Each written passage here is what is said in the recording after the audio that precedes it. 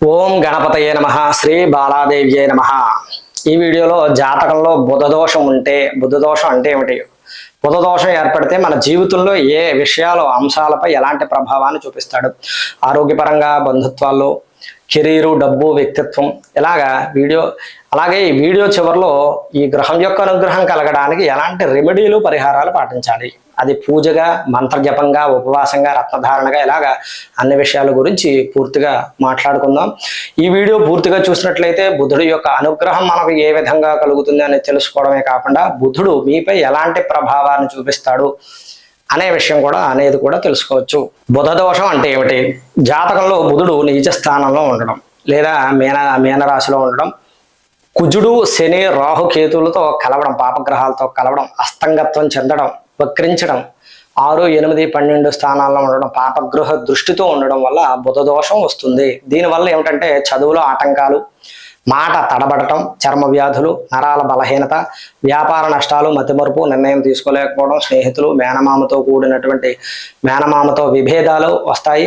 బుధుడు బుద్ధికి, వాక్కుకు, వ్యాపారానికి, లెక్కలకి కారకుడు. ముఖ్యంగా బుధుడు బలహీనంగా ఉంటే కమ్యూనికేషన్ స్కిల్స్ దెబ్బతింటాయి. ఈ బుధ దోషం వల్ల కలిగే ప్రధానమైనటువంటి నష్టాలు చూసుకుంటే విద్య, తెలివితేటల సమస్యలు, చదువుల ఆటంకాలు, చదివింది గుర్తుండకపోవటం, పరీక్షల్లో ఫెయిల్ అవ్వటం, కాన్సన్ట్రేషన్ లేకపోవటం, మతిమరుపు, చిన్న విషయాలు కూడా మర్చిపోవడం, తికమక పడటం, మాట తీరులో లోపం, నత్తి, నోరు మాట తిరగకపోవడం, మాట్లాడేటప్పుడు తడబడటం లేదా అతివాగుడు వల్ల సమస్యలు ఏర్పడతాయి.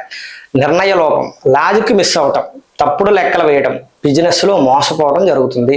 ఇక వ్యాపారం, ఉద్యోగానికి సంబంధించి ఎలాంటి సమస్యలు సృష్టిస్తాడు అంటే బుధుడు వ్యాపారానికి ముఖ్య కారకుడు. వ్యాపారంలో నష్టాలు వస్తాయి, భాగస్వాముల వల్ల మోసపోవడం, అకౌంట్స్ తేడా రావడం, కస్టమర్లతో గొడవలు అవ్వడం, ఉద్యోగంలో ఇబ్బందులు ఉంటాయి, కమ్యూనికేషన్ లేకపోవడం వల్ల బాస్తో, కొలీగ్స్తో మనస్పర్ధలు ఏర్పడతాయి, డాక్యుమెంట్ సమస్యలు ఉంటాయి, సంతకాలు తప్పుగా పెట్టడం, అగ్రిమెంట్ల వల్ల నష్టపోవడం, చెక్ బౌన్స్ అవ్వడం, marketing, accounts, teaching, writing, media ఈ రంగాల్లో ఎదగలేకపోవటం. ఇక ఆరోగ్య సమస్యలు, బుధుడు నరాలు, చర్మం, ఊపిరితిత్తులు, నాలుక వీటికి కారకుడు. నరాల బలహీనత ఏర్పడుతుంది, చేతులు వనకడం, నరాల సమస్యలు, వెట్టిగో, ఫిట్స్, చర్మ వ్యాధులు, అలర్జీ, దద్దుర్లు, సోరియాసిస్, ఎగ్జిమా మచ్చలు, శ్వాస సంబంధమైనటువంటి సమస్యలు, ఆస్తమా, అలర్జీలు, బ్రాంకైటిస్, తరచూ జలుబు చేయటం, సైనస్సు, జీర్ణ సమస్యలు, గ్యాసు, అజీర్తి, పేగుల సమస్యలు, మాట, వినికిడి లోపాలు, చెవుడు, నత్తి, మన బంధుత్వాల్లో, బాంధవ్యాల్లో ఉన్నటువంటి సమస్యలు, స్నేహితులు, మేనమామలతో గొడవలు అవ్వటం, అపార్థాలు చేసుకోవడం, నమ్మక ద్రోహం, పిల్లలతో ఇబ్బందులు ఉంటాయి, సంతానం, చదువులో వెనకబడటం, మాట వినకపోవడం, ప్రేమ విఫలత్వం, లవ్ లెటర్స్, మెసేజ్ల వల్ల అపార్థాలు, బ్రేకప్లు, పరువు నష్టం, తొందరపడి మాట్లాడి నిందలు పడటం, గాసిప్స్కి గురవటం, మానసిక సమస్యలు, అతి ఆలోచనలు, చిన్న విషయాన్ని పెద్దది చేసి బాధపడటం, ఓసిడి, నిలకడ లేకపోవడం, ఒక పని మీద స్థిరంగా లేకపోవడం, తరచూ అభిప్రాయాలు మార్చడం, అబద్ధాలు ఆడటం, తెలియకుండానే అబద్ధాలు చెప్పడం, మోసపూరితమైనటువంటి స్వభావం రావటం, బుధుడు కలిగించేటటువంటి దోషాలు. విశేష దోషాలు ఏమిటి ఇంకా జాతకంలో అంటే బుధ రాహువుల యొక్క కలయిక, జడత్వ యోగం, తెలివి ఉన్నా వాడకపోవడం, చెడు అలవాట్లు, మోసపూరిత ఆలోచనలు ఉంటాయి. బుధకేతువుల యొక్క కలయిక, లాజిక్ మిస్ అవ్వటం, ఆధ్యాత్మికత వైపు వెళ్ళి చదువు వదిలేయడం, కంప్యూటర్ టెక్నాలజీ పని చేయకపోవడం, బుధ శనుల యొక్క కలయిక, చదువులో చాలా ఆలస్యంగా ఉండడం, నత్తి, డిప్రెషన్, నెమ్మదిగా అర్థం చేసుకోవడం, బుధ కుజుల యొక్క కలయిక వల్ల మాట తీరుతో గొడవలు, తొందరపడి తప్పుడు డాక్యుమెంట్ల మీద సంతకం, బుధుడు అస్తంగత్వం అయితే కనుక, సూర్యుడికి దగ్గరగా ఉంటే కనుక శక్తి కోల్పోతే తెలివి మందగిస్తుంది. అయితే ఈ బుధగ్రహ దోష నివారణకి శక్తివంతమైన రెమెడీలు ఏమిటి? ముందుగా నిత్య పూజా పరిహారాలు చూసుకుందాం. బుధవారం రోజు ఉపవాసం ఉండడం, బుధవారం ఆకుపచ్చ శనగలు తినడం, ఉపవాసం ఉండడం ద్వారా బుధుడి యొక్క అనుగ్రహం కలుగుతుంది. విష్ణు సహస్రనామం చదవడం, రోజు విష్ణు సహస్రనామం చదవడం, ముఖ్యంగా బుధవారం రోజు చదవడం మంచిది.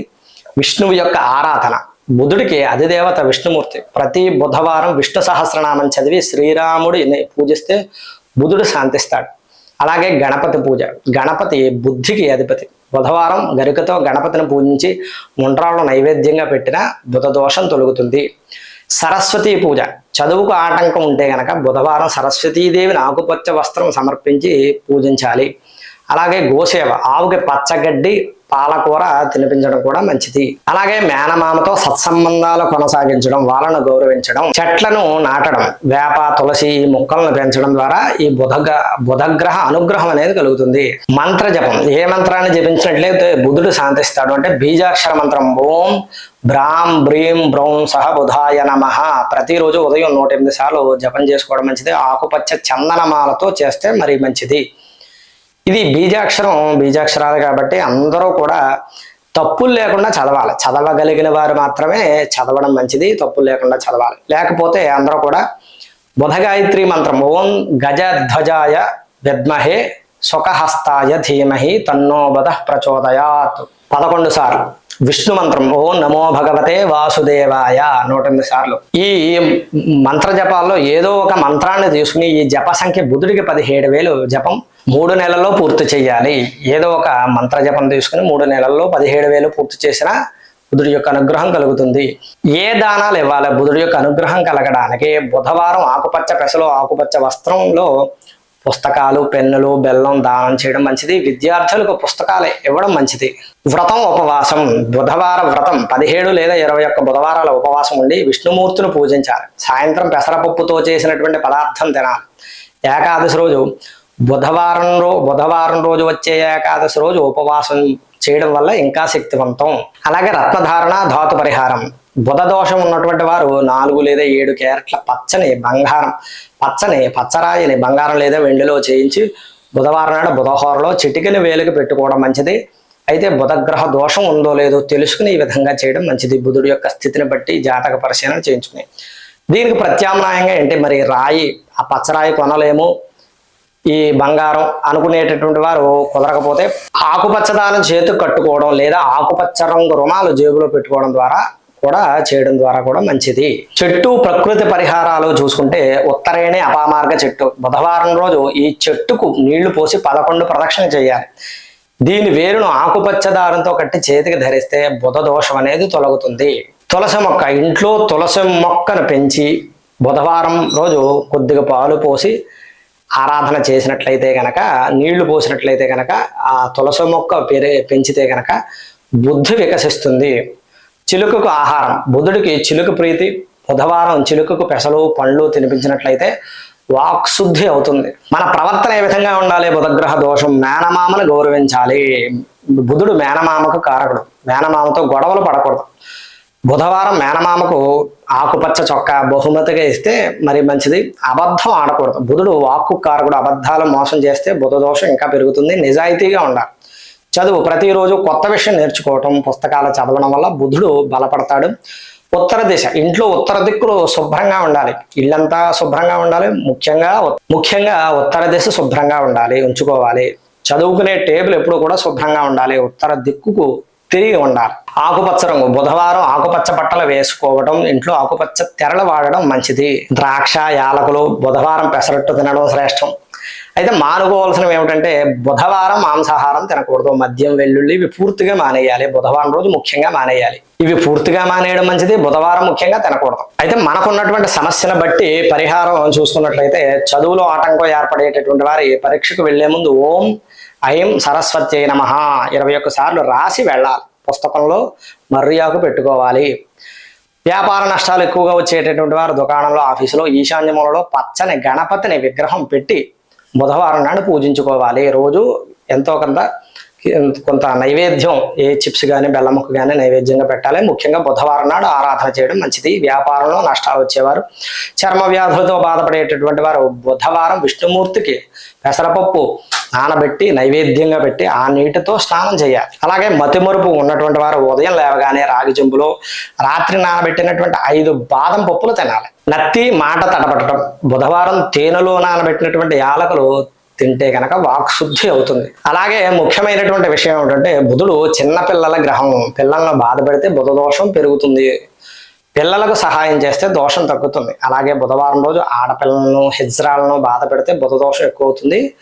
వారిని గౌరవించాలి. జాతక పరిశీలన చేయించుకుని బుధ దోషం ఎంత తీవ్రంగా ఉందో లేదో తెలుసుకుని దాన్ని బట్టి ఏ పరిహారం చేసుకోవాలి తెలుసుకుని చేయడం ద్వారా ఇంకా మంచిది. మీ జాతకంలో బుధుడు వక్రి అయ్యాడా, అస్తంగత్వం అయ్యాడా అని చూసి పరిహారం చేసుకోవడం నిర్ణయించుకోవాలి. పరిహారం ఏంటి చేయాలనేది నిర్ణయించుకోవాలి. ఇది జాతకంలో బుధుడి యొక్క అనుగ్రహం ఏ విధంగా మనకు కలుగుతుంది, వాటికి సంబంధించినటువంటి పరిహారాలు, బుధుడు వేటిపై, బుధ దోషం ఉంటే కనుక వేటిపై ప్రభావాన్ని చూపిస్తాడు అనేటటువంటి వీడియో. ఈ వీడియో నచ్చినట్లయితే లైక్ చేయండి, షేర్ చేయండి. ఇలాంటి వీడియోల కోసం మన ఛానల్ని సబ్స్క్రైబ్ చేయండి. అలాగే ఈ వీడియోని షేర్ చేయండి 10 మందికి కూడా. మీ యొక్క అభిప్రాయాన్ని కామెంట్స్ రూపంలో తెలియజేయండి. అలాగే మీకు జాతక సంబంధంగా కానీ, వాస్తు సంబంధంగా కానీ ఏదైనా సందేహాలు కానీ, సమస్యలు కానీ ఉంటే మమ్మల్ని సంప్రదించండి. మా యొక్క ఫోన్ నెంబర్ ఇది. మరొక వీడియోలో మరలా కలుద్దాం. అంతవరకు స్వస్తి.